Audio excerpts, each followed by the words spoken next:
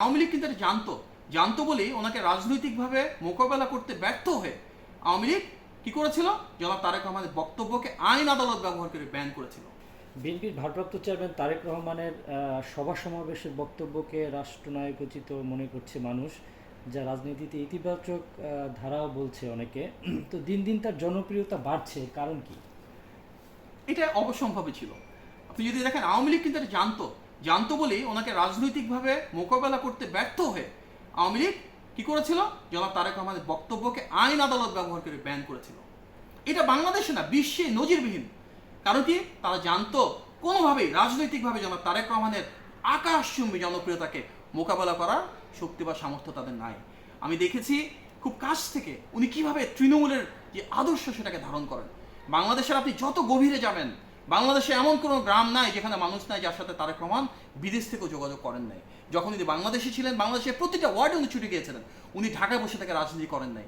উনি ছিন্নমূল তৃণমূল প্রান্তিক পর্যায়ের জনগোষ্ঠীর জন্য রাজনীতি করেছেন। আজও উনি একমাত্র রাজনীতিবিদ মূলধারা যার বাংলাদেশের প্রতিটি সেক্টরে ডিটেইল পলিসি রয়েছে। কিভাবে উনি মানুষের ভাগ্যের পরিবর্তন করবে, কিভাবে উনি জনগণের ক্ষমতায়ন করবেন, এটা উনি কাজ করছেন। আমরা যদি ওনার বক্তব্যও দেখি, উনি কিন্তু এই 5ই আগস্টের পর থেকে যখন ওনার বক্তব্য দেশের মানুষ দেখা শুরু করলো, সকল বাধা বিপত্তি পেরিয়ে দেখছি কি প্রাঞ্জল ভাষায়, কি সম্মান দিয়ে উনি সবার সাথে কথা বলছেন। এটাই কিন্তু রাজনৈতিক সংস্কৃতির পরিবর্তন। আমরা যে নতুন রাজনৈতিক বন্দোবস্তের কথা বলছি, এই যে সম্মান, সহাবস্থান, নিজের অবস্থানকে খাটো করে অন্য কারো বড় দেখানো, সেটা কিন্তু এর মাধ্যমে প্রতিফলন। আমরা দেখেছি যে গণ অভ্যুত্থানের মূল আকাঙ্ক্ষা ছিল কি, মূল ভিত্তি ছিল কি, ঐতিহাসিক এক দফা সবার আগে এটা তারেক রহমান দিয়েছিলেন। আমরা দেখেছি কোটা আন্দোলনের মাধ্যমে শুরু হয়েছিল।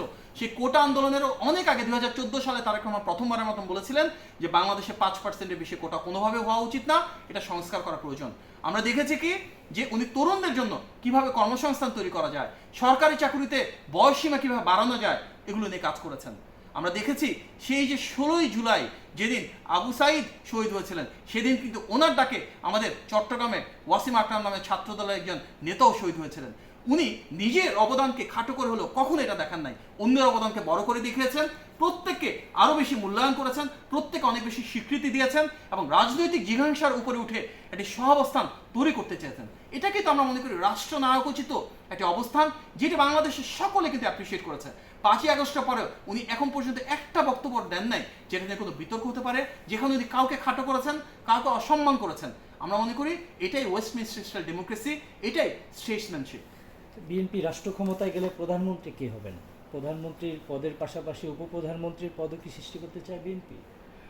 জি, আমাদের যে 62টি সংস্কার প্রস্তাবনা জমা দেওয়া হয়েছে, সেখানে উপরাষ্ট্রপতি, উপপ্রধানমন্ত্রীর প্রভিশন আমরা প্রপোজ করেছি। এবং গত 16 বছরের ফ্যাসিবাদ বিরোধী আন্দোলনে বিশেষ করে দেশনেত্রী বেগম খালেদা জিয়া যখন অবৈধভাবে ওনাকে কারান্তরীণ করা হলো, তারপর থেকে কিন্তু দলের নেতৃত্ব দিয়ে এসছেন জনাব তারেক রহমান। বিএনপির এই ভারপ্রাপ্ত চেয়ারম্যানের নেতৃত্বেই গণ অভ্যুত্থানের আগে থেকেই কিন্তু বাংলাদেশের সকল রাজনৈতিক দল একটা প্ল্যাটফর্মে এসে আমরা যুগপৎ আন্দোলন শুরু করেছে। একটি জাতীয় ঐক্যের ভিত্তিতে উনি শুধু দলকেই না, যুগপৎ আন্দোলনের শরীর সকল রাজনৈতিক দলকে ঐক্যমত্যে এনেই 31 দফা প্রণয়ন করেছেন। ওনার ডাকেই বাংলাদেশের সবচাইতে বেশি মানুষ রাজপথে নেমে এসেছে গত 16 বছরে, নেমে এসেছে গণ অভ্যুত্থানে। আর তার কারণেই আমরা দেখেছি যে সবচেয়ে বেশি শহীদের দল, সবচেয়ে বেশি পঙ্গুর দল, সবচেয়ে বেশি চোখ হারানো মানুষের দল বিএনপি, সবচেয়ে বেশি নেতাকর্মী এবং সমর্থক ওনার কারণে, ওনার সুদৃঢ় নেতৃত্বে উনি বিদেশে বসে থেকে দিনের ভেতর দেখা গেছে নির্ঘুম থেকে বাংলাদেশের মানুষকে প্রত্যন্ত অঞ্চল থেকে ঢাকা পর্যন্ত ঐক্যবদ্ধ করেছেন, সুদৃঢ় নেতৃত্ব দিয়েছেন। এবং ওনার সেই নেতৃত্বে আমরা আজকে ফ্যাসিবাদ মুক্ত বাংলাদেশ পেয়েছি এবং ইনশাআল্লাহ জনগণের ভোটে নির্বাচিত বাংলাদেশে জনগণের প্রধানমন্ত্রী হিসেবে উনি এই বাংলাদেশকে নেতৃত্ব দেবেন ইনশাআল্লাহ। আচ্ছা, তরুণদের নতুন দল জাতীয় নাগরিক পার্টি এনসিপি সম্পর্কে আপনার মূল্যায়ন কি? এনসিপির প্রতি আমাদের সর্বাঙ্গীন শুভকামনা রয়েছে। আমরা সবসময় বিশ্বাস করি বাংলাদেশকে যদি এগিয়ে নিয়ে যেতে হয়, এবং ঐতিহাসিকভাবে প্রতিটা আন্দোলনের তারুণ্যের যে ভূমিকা আমরা দেখেছি, এনসিপিতে যেহেতু তারুণ্যের অনেক আধিক্য রয়েছে, ওনাদেরকে আমরা সফল হওয়ার জন্য যা যা সাপোর্ট দেওয়া প্রয়োজন সেটা দিয়ে আসছি এবং ভবিষ্যতে ইনশাল্লাহ দিব। তবে এর পাশাপাশি এটাও বলতে হয়, আমরা চাই এই নতুন রাজনৈতিক দলটি যেন সকল বিতর্কের ঊর্ধ্বে থেকে সসম্মানে রাজনীতিটা করতে পারে। আমরা দেখেছি যে গণ অভ্যুত্থানের একটা আকাঙ্ক্ষা ছিল যে রাজনৈতিক দল এবং সরকার যেন মিলেমিশে একাকার হয়ে না যায়, কিন্তু আমরা দেখেছি যে ওনাদের সরকারের ভেতরে 3জন উপদেষ্টা ছিলেন, ওনারা একটা নতুন দল সেখান থেকে জন্ম দেওয়ার সাথে জড়িত ছিলেন। তার ভিতরে একজন বের হয়ে এসেছেন, বাকি 2জন এখনো আছেন। অনেক জায়গায় শোনা যাচ্ছে ওনারা নিজেরা এমপি ইলেকশনও করবেন ভবিষ্যতে। সুতরাং এখানে আসলে যে ব্যালেন্স অফ পাওয়ার, ক্ষমতার ভারসাম্যটা একটু এলোমেলো হয়ে যাচ্ছে। পাশাপাশি প্রত্যেকটা মন্ত্রিসভায় ওনাদের ছাত্র প্রতিনিধি রয়েছেন, সংস্কার কমিশনে ওনাদের দলের নেতারা রয়েছেন। এখান থেকে যদি বেরিয়ে আসেন ওনারা, এবং স্বাভাবিকভাবে অর্থনৈতিক বিভিন্ন প্রশ্ন আসছে, আমরা চাই সকল বিতর্কে ঊর্ধ্বে থেকে একটা সহাবস্থান এবং সসম্মানে প্রত্যেকটা রাজনৈতিক দল যেন ভিন্ন মত, ভিন্ন পক্ষে শ্রদ্ধা জানিয়ে আমরা সহাবস্থান নিশ্চিত করতে পারি, এটা আমাদের মূল কাম্য। সুতরাং ওনাদের প্রতি আমাদের সর্বাঙ্গীন সহকামনা রইল, শুভকামনা রইল, এবং আমরা চাই কাঁধে কাঁধ মিলিয়ে আমরা যেমন ফ্যাসিবাদের পতন ঘটিয়েছি, ঠিক একইভাবে পারস্পরিক সম্মানবোধের মাধ্যমে আমরা যেন এই গণ অভ্যুত্থান পরবর্তী বাংলাদেশে সবাই মিলে গণতন্ত্র প্রতিষ্ঠা করতে পারি, সুসংহত করতে পারি, এবং কেউ যেন কোনো রাজনৈতিক শিষ্টাচার বহির্ভূত কোনো বক্তব্য বা বিবৃতি না দেন, সেটা আমাদের ওনাদের কাছে একটা আহ্বান। এখন পরিবারতন্ত্র ইস্যুটি সামনে আসছে, কিন্তু পরিবারতন্ত্র মূলত জিয়া পরিবারকে অনেকে মেইন করার চেষ্টা করছেন, কিন্তু অতীতে দেখা যায় বা বর্তমানেও দেখা যাচ্ছে শহীদ জিয়াউর রহমান বা সাবেক প্রধানমন্ত্রী খালেদা জিয়া বা এখন ভারপ্রাপ্ত চেয়ারম্যান তারেক রহমান, এদের দীর্ঘ একটা রাজনৈতিক ক্যারিয়ার আছে, দূরদর্শিতা এবং তাদের নিজের যোগ্যতা এই পর্যন্ত আসছে। এই ক্ষেত্রে কি বলবেন আপনি? শহীদ প্রেসিডেন্ট জিয়াউর রহমান আমরা সবাই জানি বাংলাদেশের স্বাধীনতার ঘোষক, মহান মুক্তিযোদ্ধা, সেক্টর কমান্ডার হিসেবে যিনি নিজের রণাঙ্গনে ছিলেন, যুদ্ধ করেছেন। বাংলাদেশের 7ই নভেম্বরে কীভাবে উনি গণমানুষকে এক করেছেন সেটা আমরা দেখেছি। উনি বাংলাদেশের সেনা প্রধান ছিলেন, নির্বাচিত রাষ্ট্রপতি ছিলেন, ওনার মাধ্যমে বহুদলীয় গণতন্ত্রের সূচনা হয়েছে। সুতরাং ওনার স্টেটসম্যান হিসেবে যে অবস্থান, আমার মনে হয় এটাকে নিয়ে কারো প্রশ্ন করা গণ আকাঙ্ক্ষার সাথে সাংঘর্ষিক হবে। একই সাথে দেশনেত্রী বেগম খালেদা জিয়া 3বার নির্বাচিত প্রধানমন্ত্রী, ওনার নিজ গুণে উনি কিন্তু বিএনপিতে এসে বড় কোনো পদ নেন নাই। উনিও কিন্তু ধারাবাহিকভাবে রাজনৈতিক পথ পরিক্রমায় একটা সংগ্রামী পরিস্থিতির মধ্য দিয়ে বাংলাদেশে গণতন্ত্রকে সুসংহত করেছেন, এবং আজকের বাংলাদেশে উনি কিন্তু শুধু বিএনপির নেত্রী না, উনি বাংলাদেশের প্রতিটি গণতন্ত্রকামী ব্যক্তি, প্রতিষ্ঠান এবং রাজনৈতিক দলের নেত্রী। আর বিএনপি ভারপ্রাপ্ত চেয়ারম্যান জনাব তারেক রহমানের বিষয়ে যদি বলেন, দেখুন 1988 সালে তিনি বাংলাদেশের সবচেয়ে বড় রাজনৈতিক দল বিএনপির একজন সাধারণ মাঠ পর্যায়ের কর্মী হিসেবে রাজনীতিটাকে শুরু করেছেন। উনি বিশাল কোনো পদ দিয়ে রাজনীতি করেন নাই। সে 1988 সালে উনি বগুড়ার গাবতলী উপজেলার সাধারণ একজন বিএনপি সদস্য হিসেবে রাজনীতি শুরু করেছেন। 1988 সাল থেকে আজকে 2025 সাল, 37 বছর।